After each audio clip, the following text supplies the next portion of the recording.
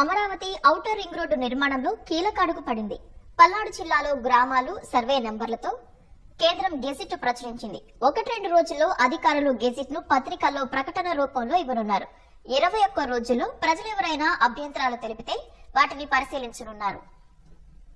Amaravati outer ring road నిర్మాణానికి జిల్లాల వారీగా భూ సేకరణకు కేంద్రం గెజిట్లు ప్రచురిస్తోంది. తొలుత పల్నాడు జిల్లాలోని ఆయా మండలాలు, గ్రామాలు, సర్వే నెంబర్లు, రైతుల పేర్లతో గెజిట్ ను ప్రచురించింది. ఓఆర్ఆర్ ప్రాజెక్టుకు భూ సేకరణ చేయనున్నామని, ఆయా సర్వే నెంబర్లలో భూమి అవసరమవుతుందని తెలిపేలా గెజిట్ నోటిఫికేషన్ లో పేర్కొంది. పల్నాడు జిల్లాలోని 2 మండలాల్లో ఉన్న 12 గ్రామాల పరిధిలో చేపట్టబోయే భూ సేకరణకు సంబంధించిన వివరాలు అందులో ఉన్నాయి.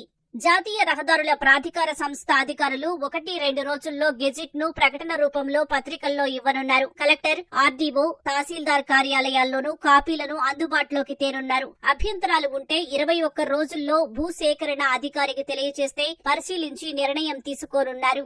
అమరావతి ఓఆర్ఆర్ 6 వరుసలతో 190 కిలోమీటర్ల మేర నిర్మించనున్నారు.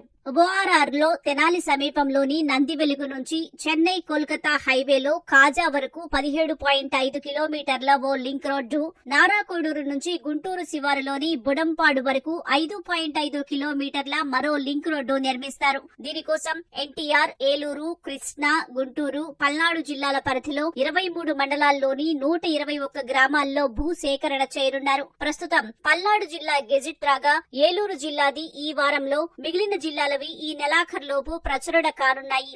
గెజిట్ లో గ్రామాల పేర్లు, సర్వే నెంబర్లు, రైతుల పేర్లు ఉంటాయి. ఏ సర్వే నెంబర్లో ఎంత విస్తీర్ణం సేకరిస్తారనేది మాత్రం క్షేత్రస్థాయిలో సర్వే చేసి పెగ్ మార్కింగ్ వేశాక తేలనుంది. ఆ వివరాలతోనే 3D నోటిఫికేషన్ జారీ చేస్తారు.